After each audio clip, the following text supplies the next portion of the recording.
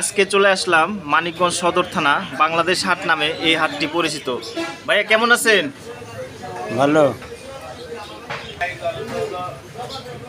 তো দেখেন এখানে কিন্তু যে ছবরি কলার যে কান বলে বা ছড়া একেবারে টাটকা নগদ গাছ থেকে এইমাত্র কেটে এনে এখানে রেখেছে।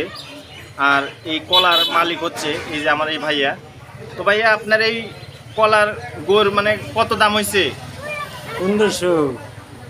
দুইটা 1500। হ্যাঁ, ও, আর বেচবেন কত?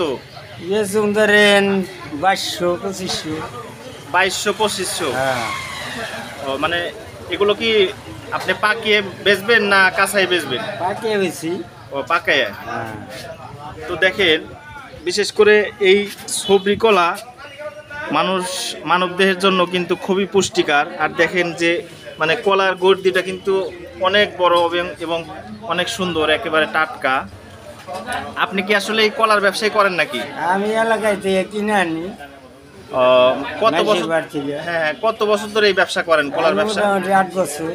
8 বছর। হ্যাঁ, এই 8 বছর ধরে শুধু এই মানে কলার গাছ মানে যাদের বাড়ি কলা গাছ আছে এই বাড়ি থেকে কিনে এনে বিক্রি করেন হ্যাঁ, পাইকারি রেটে? পাইকারি রেখে। ও আচ্ছা আচ্ছা, খুবই সুন্দর ব্যবসা। মানে ব্যবসা মানেই ভালো, ব্যবসা মানে সততার সাথে কাজ করা। তো কিছুটা আপনাদের এই যে মানিকগঞ্জ বাংলাদেশ হাটে এই ভাইয়া কলার ব্যবসায়িক এবং কলার গোড় দুটো দেখালাম, সবরি কলা। আশা করি এই কলা পাকলে অনেক সুস্বাদ হবে। দেখেন তো কলা কিনছেন কোন থেকে? কিনছি হলো গড়পাড়া।